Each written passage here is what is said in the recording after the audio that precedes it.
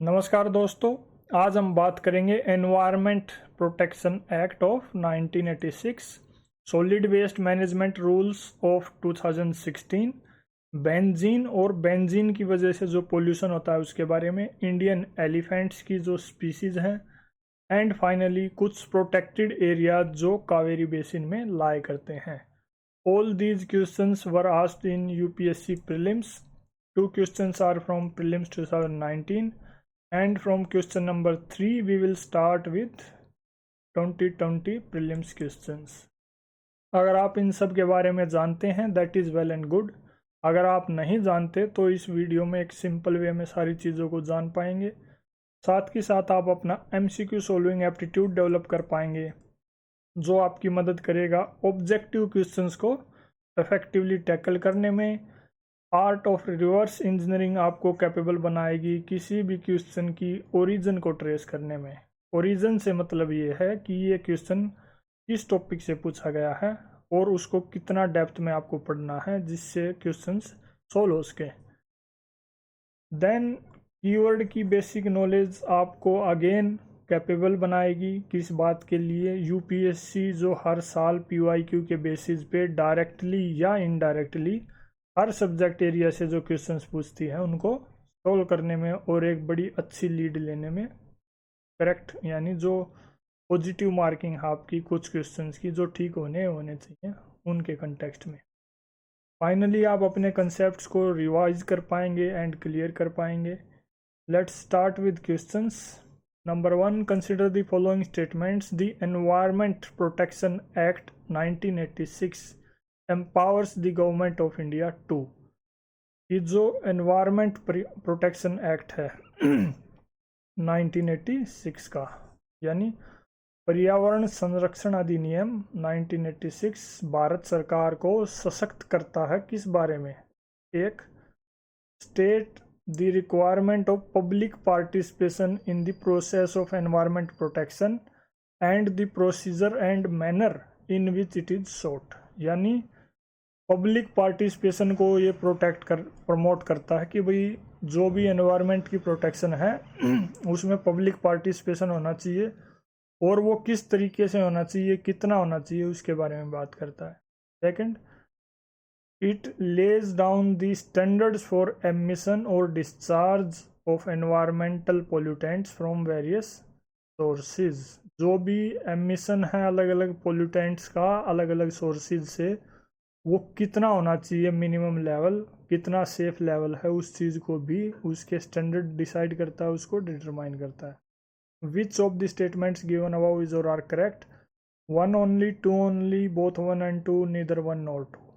इस पॉइंट पे आप वीडियो को पॉज कीजिए, जो भी आपकी एग्जिस्टिंग नॉलेज है उसका यूज़ करते हुए क्वेश्चन को सोल्व करने की कोशिश कीजिए।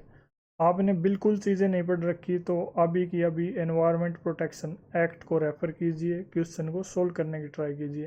कुछ भी बेसिक इससे जुड़ी जानकारी गूगल पे सर्च कीजिए, देखिए क्या आप उस नॉलेज से इसको सोल्व कर पाते हैं या नहीं। Correct answer here is B, यानी सिर्फ सेकंड स्टेटमेंट ठीक है, फर्स्ट स्टेटमेंट गलत है क्योंकि ये पब्लिक पार्टिसिपेशन के बारे में बात नहीं करता।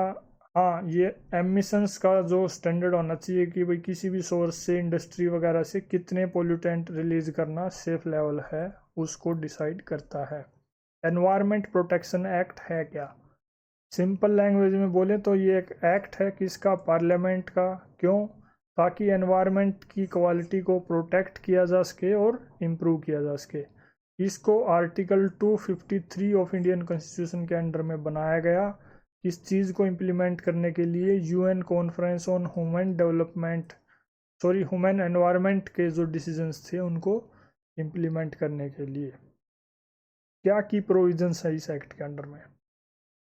मेन प्रोविजंस को डिस्कस करने से पहले हम 3 शब्दों को देखेंगे जो इसमें डिफाइन कर रखे हैं। क्या है एनवायरनमेंट, किस चीज़ को बोलते हैं? एनवायरनमेंट का मतलब है वाटर, एयर एंड लैंड, इन सब चीज़ों का जो एक मेल है उसको एनवायरनमेंट बोलते हैं। And the inter relationship that exist between these 3 and living creatures like humans, plant, micro organisms. जो इंटर रिलेशनशिप है और जो ये खुद हैं, इस सारे के तालमेल को एनवायरनमेंट बोलते हैं। बेहद अच्छी और सिंपल डेफिनेशन है। इसका आप रेफरेंस देते हुए इसको कहीं भी आप किसी एस्से में या फिर मेंस के किसी आंसर में इस डेफिनेशन को यूज़ कर सकते हैं अगर कहीं रिक्वायर्ड है तो। देन एनवायरनमेंट पोल्यूटेंट किस चीज़ को बोलेंगे? कोई भी सॉलिड, लिक्विड या गैसियस सब्सटेंस जो इतनी मात्रा में प्रेजेंट है एटमॉस्फेयर में, एनवायरनमेंट में, कि वो उसको नुकसान पहुंचा रहा है, उसको बोलेंगे एनवायरनमेंट पोल्यूटेंट। एनवायरनमेंट पोल्यूशन किस चीज़ को बोलेंगे? सिंपल सी चीज़ है, एनवायरनमेंट पोल्यूटेंट्स अगर ज़्यादा मात्रा में प्रेजेंट है एनवायरनमेंट में तो वो बोलेंगे एनवायरनमेंट पोल्यूशन हो रहा है। देन जो मेन प्रोविजंस हैं इस एक्ट के, ये सेंट्रल गवर्नमेंट को कुछ स्पेशल पावर्स देता है एनवायरनमेंट को प्रोटेक्ट करने के रिगार्डिंग में। क्या पावर्स हैं वो?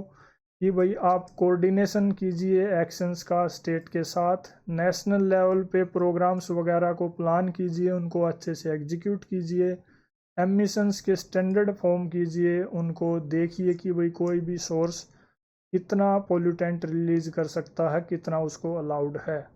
किसी भी एरिया में जो भी रेस्ट्रिक्टेड एरिया हैं वहाँ पे किस टाइप की इंडस्ट्रियल प्रोसेसेस सेटअप हो सकती हैं या फिर किस टाइप की नहीं हो सकती, ये सब डिसाइड कीजिए। इंस्पेक्शन कीजिए कि भाई कोई भी इंडस्ट्री वगैरह को, ऑर्गेनाइजेशन, इंस्टीट्यूशन एनवायरनमेंट के जो रूल्स रेगुलेशंस हैं उनको फॉलो कर रहे हैं या नहीं, उससे रिलेटेड इन्वेस्टिगेशन कीजिए, रिसर्च कीजिए। देन जो भी हैजार्डस सब्सटेंसेस हैं उनको रेगुलेट कीजिए और लेबोरेटरीज एस्टेब्लिश कीजिए एनवायरनमेंट से रिलेटेड, उनको रेगुलेट भी कीजिए, उनको रिकग्नाइज भी कीजिए। एनवायरनमेंट प्रोटेक्शन से related time to time directions issue कीजिए किसी भी पर्सन को या किसी भी अथॉरिटी को।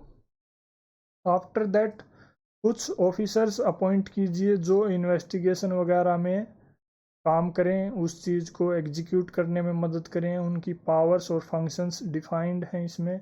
देन एक और इम्पोर्टेंट चीज़ यहाँ नोट करने की क्या है कि एनवायरनमेंट से, यानी जो इस एक्ट के अंडर में मामले हैं उनका कोर्ट खुद से कोग्निजेंस नहीं ले सकती जब तक कोई कंप्लेंट ना की जाए।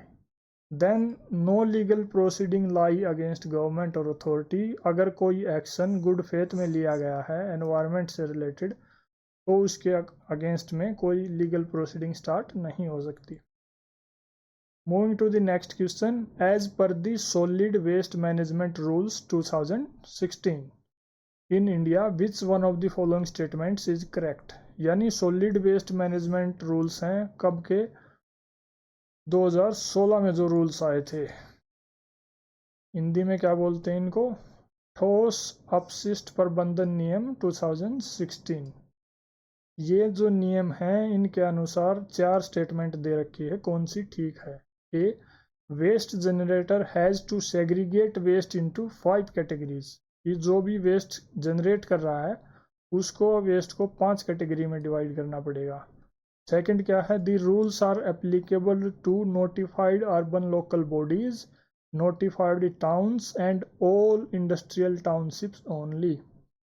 थर्ड क्या है? The rules provide for exact and elaborate criteria for the identification of sites for landfills and waste processing facilities. Finally, it is mandatory on the part of waste generator that the waste generated in one district cannot be moved to another district. कि भाई एक district में waste अगर generate हुआ उसको दूसरी district में move नहीं कर सकते। The correct answer in this case is C. यानी वेस्ट मैनेजमेंट के जो रूल्स हैं उनके रिगार्डिंग ये स्टेटमेंट ठीक है कि भाई ये रूल्स एग्जैक्ट और एलेबोरेट क्राइटेरिया प्रोवाइड करते हैं किस चीज़ के लिए? साइट्स की आइडेंटिफिकेशन के लिए। कौन सी साइट्स, किस बात के लिए? जहाँ पे landfills, waste processing facilities establish की जा सकें। सॉलिड वेस्ट मैनेजमेंट रूल्स हैं क्या? इनको ministry of environment, forest and climate change ने फ्रेम किया था। कब? 2016 में। क्यों? ताकि जो सॉलिड वेस्ट मैनेजमेंट से रिलेटेड चैलेंजेस हैं उनको अच्छे से टैकल किया जा सके। इससे पहले कौन से रूल थे? इससे पहले जो रूल थे वो municipal solid waste management and handling rules थे जो 2000 में बनाए गए थे। फाइनली एक चीज़ प्रोविजंस के बारे में डिस्कस करने से पहले हम बात करेंगे सॉलिड वेस्ट किस चीज़ को बोलते हैं। बहुत से लोग ऐसे होंगे जिनको यही नहीं पता होगा सॉलिड वेस्ट ही क्या होता है। सॉलिड वेस्ट का मतलब है जो जैसे म्युनिसिपल वेस्ट में हाउस होल्ड गार्बेज है, इंडस्ट्रियल सॉलिड वेस्ट में जैसे स्क्रैप मेटल है, कंस्ट्रक्शन का जो डेब्रिस है, कूड़ा कचरा है, कमर्शियल सॉलिड वेस्ट की कैटेगरी में पैकेजिंग का मटेरियल है, पेपर वेस्ट है, फूड वेस्ट है, बायोमेडिकल सॉलिड वेस्ट की कैटेगरी में शार्प्स वगैरह हैं, फार्मास्यूटिकल्स हैं जो एक्सपायर्ड हैं, इंजेक्शन वगैरह, दवाइयाँ वगैरह, ये सब चीज़ें जो नेचर में सॉलिड हैं, राइट, और वो वेस्ट हैं, दैट इज़ सॉलिड वेस्ट। क्या की प्रोविजंस है इन रूल्स के अंडर में कि जो भी वेस्ट जनरेटर है उसकी रिस्पॉन्सिबिलिटी है वेस्ट को 3 कैटेगरी में सेग्रीगेट करे, ना कि 5, 3 कैटेगरी। कौन कौन सी? एक वेट वेस्ट जो बायोडिग्रेडेबल है, सेकंड ड्राई वेस्ट जैसे plastic, paper, metal, would. Biodegradable किस चीज़ को बोलेंगे? जैसे फल सब्जियां वगैरह उनका जो वेस्ट है उसको बायोडिग्रेडेबल बोलेंगे। थर्ड जो है डोमेस्टिक हैजार्डस वेस्ट, डायपर वगैरह है, napkins, empty containers of cleaning agent, mosquito repellents, ये सब डोमेस्टिक हैजार्डस वेस्ट की कैटेगरी में आते हैं। अगर आप अपने घर में हैं, अगर आप वेस्ट जनरेट कर रहे हैं, नेचुरल सी बात है वेस्ट जनरेट होगा ही होगा, देन आप इस तरह से आपको डिवाइड करना है जो भी आपका कूड़ा कचरा है और उसको उसी मतलब सेग्रीगेशन के साथ जो भी गार्बेज कलेक्टर है उसको देना है। These are applicable beyond municipal areas like urban agglomeration, census towns, notified industrial towns, railways, airports, ports, defense establishment, special economic zones, religious and historical places, state and central government organisations. हर जगह काफ़ी broad level पे लागू होते हैं। इनमें बताया गया है कि भाई इंटीग्रेशन किया जाए किसका, जो भी वेस्ट पिकर्स हैं और वेस्ट डीलर्स हैं, कबाड़ी वगैरह, उनका एक फॉर्मल सिस्टम में। They also provide that manufacturers जो भी हैं इस चीज़ के सैनिटरी वेस्ट के, उनको साथ की साथ उनके लिए पाउचेज भी प्रोवाइड करने पड़ेंगे जिससे जो यूज्ड सैनिटरी वेस्ट है उसको रैप किया जा सके और कूड़े में फेंका जा सके। देन जो वेस्ट जनरेटर्स हैं उनको पे करनी पड़ेगी यूज़र फ़ी, किसको? वेस्ट कलेक्टर्स को। और स्पॉट फाइन इस बात के लिए, लिटरिंग या नॉन सेग्रीगेशन के लिए, अगर आपने कूड़े को सेग्रीगेट नहीं किया, अगर आप कूड़ा कचरा फैला रहे हैं तो आपको स्पॉट फाइन पे करना पड़ेगा। In addition to this there are some other provisions कि इसने कंसेप्ट ऑफ पार्टनरशिप इन स्वच्छ भारत इंट्रोड्यूस किया, जिसका मतलब ये है कि जो बल्क वेस्ट जनरेटर्स हैं, मतलब जो ज़्यादा मात्रा में वेस्ट जनरेट करते हैं, जैसे होटल्स वगैरह हैं, रेस्टोरेंट वगैरह हैं, उनको डायरेक्टली रिस्पॉन्सिबल बनाया गया कि भाई वो वेस्ट को सेग्रीगेट करें, उसको सॉर्ट करें और लोकल बॉडीज़ के साथ पार्टनरशिप करें उसको मैनेज करने में। देन जो भी मैन्युफैक्चरर्स हैं किस चीज़ के, डिस्पोजेबल प्रोडक्ट्स जैसे टिन, ग्लास, प्लास्टिक पैकेजिंग, उनको नेसेसरी फाइनेंशियल असिस्टेंस प्रोवाइड करना पड़ेगा, किसको? जो लोकल अथॉरिटीज़ हैं उनको, इस बात के लिए ताकि वेस्ट मैनेजमेंट सिस्टम एस्टेब्लिश किया जा सके। बायोडिग्रेडेबल वेस्ट के बारे में भी ये बात करते हैं क्या कि जो भी बायोडिग्रेडेबल वेस्ट है उसकी कोशिश ये होनी चाहिए कि उसका जो भी प्रोसेसिंग है, ट्रीटमेंट है, डिस्पोजल है, वो विद इन प्रेमाइसिस हो। विद इन प्रेमाइसिस से मतलब ये है जहाँ भी वो इंडस्ट्री या ऑर्गेनाइजेशन जनरेट कर रही है वो अपने कैंपस के अंदर ही ऐसी फैसिलिटी डेवलप करें। In addition to this, it also provides for exact and elaborate criteria for identification of sites. किस बात के लिए? लैंडफिल, वेस्ट प्रोसेसिंग फैसिलिटीज़ वगैरह के लिए। फॉर एग्जांपल जो स्पेशल इकोनॉमिक जोन्स के डेवलपर्स हैं, इंडस्ट्रियल एस्टेट्स के डेवलपर्स हैं, उनको at least 5% of their total area of plot वो रिजर्व करना पड़ेगा किस चीज़ के लिए, रिकवरी एंड रिसाइकलिंग फैसिलिटी के लिए। वेस्ट, सॉलिड वेस्ट मैनेजमेंट से रिलेटेड कुछ और इनिशिएटिव जो चल रहे हैं, waste to wealth portal, second is national water mission, third is waste to energy initiative, and finally plastic waste management rules of 2016। Moving to the next question, which of the following are the reasons या factors for the exposure to benzene pollution. Benzene pollution एक type से क्या पूछा गया है कि benzene का जो प्रदूषण है उसके क्या क्या कारण हैं। सिंपल वे में अगर बोलें तो बेंजीन पोल्यूशन किन सोर्सेज से होता है, automobile exhaust, tobacco smoke, wood burning, using varnished wooden furniture, using products made of polyurethane. Select the correct answer using the code given below. 1, 2 and 3 only, 2 and 4 only, 1, 3 and 4 only, 1, 2, 3, 4 and 5. Correct answer in this case is A. यानी automobile exhaust, tobacco smoke, wood burning are the correct options among these. Benzene pollution से पहले हम बात करेंगे कि भाई benzene क्या होता है। बेंजीन एक लिक्विड है जो कलरलेस, फ्लेमेबल और ऑर्डर में स्वीट होता है। इसका जो केमिकल फॉर्मूला है C6H6, यानी 6 कार्बन के एटम, 6 हाइड्रोजन के एटम।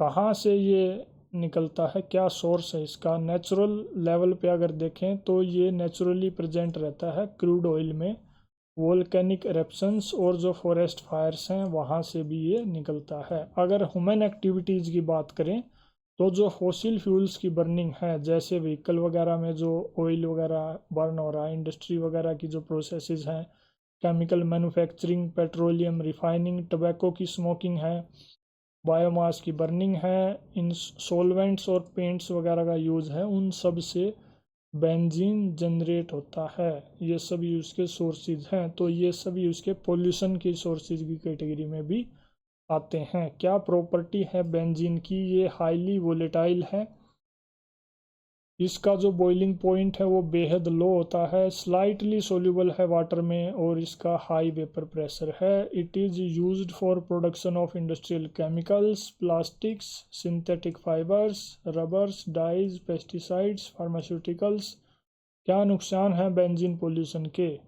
इससे आपको leukaemia, anaemia, neurological disorders, reproductive health से रिलेटेड इश्यूज जैसे फर्टिलिटी में कमी आना, मिसकैरेजेस होना, ये सभी चुनौतियां देखने को मिल सकती है। It looks like this at room temperature, you can see in the image. Next is with reference to Indian elephants consider the following statements. Indian elephants की कैटेगरी में भारतीय हाथियों के संदर्भ में निम्नलिखित कथनों पर विचार कीजिए। यानी हमें 4 कथन दे रखे हैं, 4 स्टेटमेंट्स। आपको ये बताना है कौन सा ठीक है कौन सा गलत है, या फिर सिर्फ ठीक ठीक बता देंगे, that is enough. The leader of an elephant group is a female. ये जो एलिफेंट ग्रुप है अगर उसके लीडर की बात करें तो वो एक फीमेल एलिफेंट होती है। Second, the maximum gestation period can be 22 months, मतलब अधिकतम गर्भावधि, प्रेगनेंसी का जो पीरियड है वो मैक्सिमम 22 मंथ का हो सकता है। Then an elephant can normally go on calving till the age of 40 years only.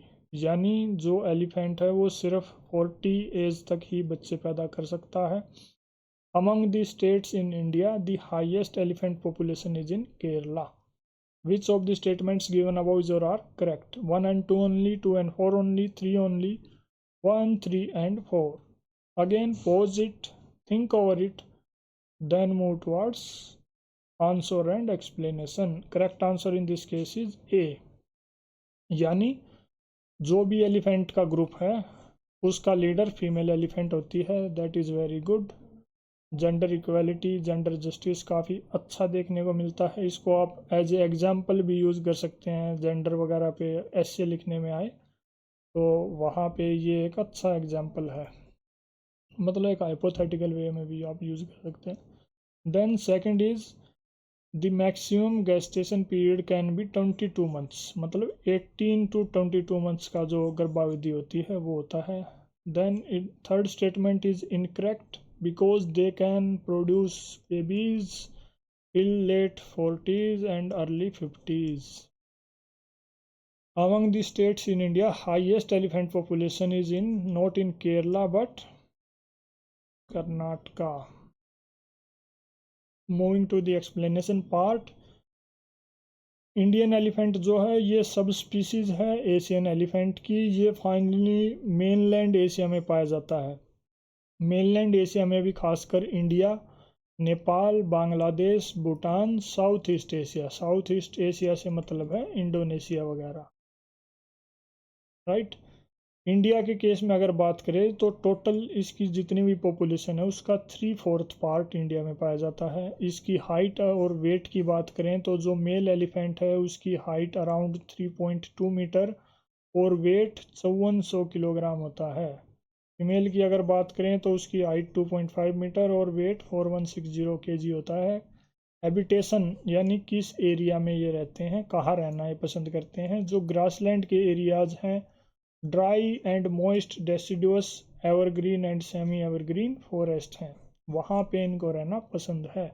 Classified as mega herbivore, जो इंडियन एलिफेंट है उसको मेगा हर्बीवोर की कैटेगरी में रखा गया है कि उनका वेट 1000 से ज़्यादा है और वो daily around 150 kg plant matter को कंज्यूम करते हैं।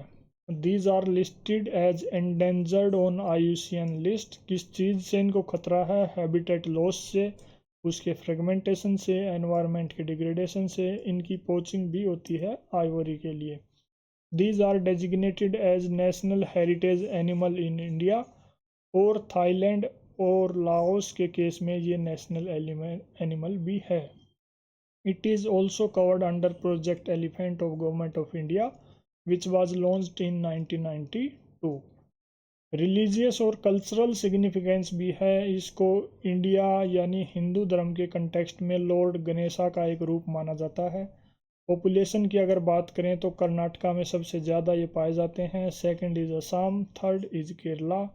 गेस्टेशन पीरियड के बारे में अगर बात करें तो फीमेल एलिफेंट का gestation period around 18 to 22 months होता है और वो एवरी 3 या 6 साल की ड्यूरेशन में बर्थ दे सकती हैं till they reach the age of late 40s और अर्ली 50s। जो लीडर है फीमेल लीडर होती है एलिफेंट ग्रुप की। Indian elephant looks like this is the mail elephant and this is the female elephant.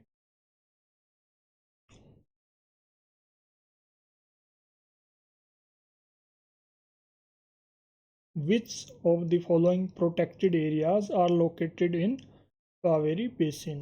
इस बारे में बात हो रही है। कावेरी बेसिन जो है एक लोकेशन, वहाँ पे कौन कौन से प्रोटेक्टेड एरियाज यानी संरक्षित क्षेत्र कावेरी बेसिन में स्थित हैं। A Nagarhole national park, B Papikonda national park, three Sathyamangalam tiger reserve, fourth Wayanad wild life sanctuary. इन चार में से कौन कौन से यहाँ पे सिचुएटेड हैं? 1 and 2 only, 3 and 4 only, 1, 3 and 4 only, 1, 2, 3 and 4। Correct answer in this case is C, यानी फर्स्ट, थर्ड एंड फोर्थ, यानी Nagarhole national park, Sathyamangalam tiger reserve, Wayanad wild life sanctuary. Second is incorrect.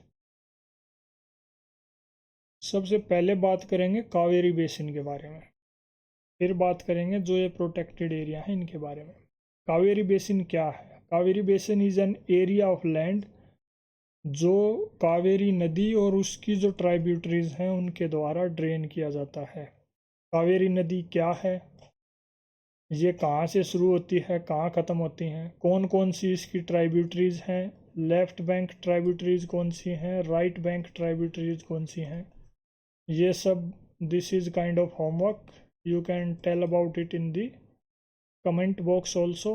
दो चीज़ें बताइए, कावेरी नदी कहाँ से शुरू और कहाँ से ख़त्म होती है, कौन कौन सी स्टेट्स को कवर करती है। सेकंड, कि कावेरी नदी की ट्राइब्यूटरीज हैं, उनके नाम क्या क्या है। ये दो बातें you can tell in the comment box. इसके बारे में डिटेल से हम डिस्कस करेंगे जब ज्योग्राफी के लेक्चर्स कवर होंगे वहाँ पे। यहाँ हम बात करते हैं सिर्फ कावेरी बेसिन के बारे में। It covers the area along east coast of India covering around 1.5 lakh kilometre square. कौन कौन से स्टेट का? Karnataka, Tamil Nadu, Puducherry and Kerala. Puducherry is a union territory, not a state. Mostly इस एरिया को ये कवर करता है। You can see Kaveri river, this is Kaveri river going like this and draining here. क्या मेन फीचर्स हैं इस एरिया के? यहाँ आपको वेस्टर्न घाट, कावेरी रिवर, बिलीगिरीरंगा हिल्स और मैसूर प्लेट्यू देखने को मिलेगा। प्रोटेक्टेड एरियाज कौन कौन से यहाँ पे कवर्ड हैं? My pen is lost. Protected areas यहाँ कौन कौन से कवर्ड हैं? कर्नाटका के अगर बात करें तो Bandipur national park, Nagarhole national park, this is the area. तो यहाँ पे Bandipur, Nagarhole, Biligiriranga, Swamy temple wild life sanctuary, Kaveri wild life sanctuary, ये सभी कवर्ड हैं। केरला की अगर बात करें तो Wayanad wild life sanctuary, Muthanga wild life sanctuary. Tamil Nadu की अगर बात करें तो Mukurthi national park, Sathyamangalam tiger reserve, ये सभी protected areas lie in the Kaveri basin. फिर है नागरहोल नेशनल पार्क और सत्यामंगलम टाइगर रिजर्व। इनके बारे में already lecture number 13 question number 2 में बात हो चुकी है। प्रीलिम्स 2017 का क्वेश्चन है। आप देख सकते हैं कितनी इम्पोर्टेंस है PYQs की। अगर आपको सिर्फ इनकी लोकेशन भी पता है, Nagarhole national park, Sathyamangalam tiger reserve, तो ये आपकी काफ़ी मदद करेंगे इस क्वेश्चन को सोल्व करने में। दो नई चीज़ें यहाँ बात करते हैं। वायनाड वाइल्ड लाइफ सेंचुरी, ये एक प्रोटेक्टेड एरिया है जो वायनाड डिस्ट्रिक्ट में लाई करता है, केरला की। इसका जो टोटल एरिया है अराउंड 334 किलोमीटर स्क्वायर है। You can see in the map where it lies. This is the Kerala state, yellow colour here, this is the sea, here it is Karnataka, this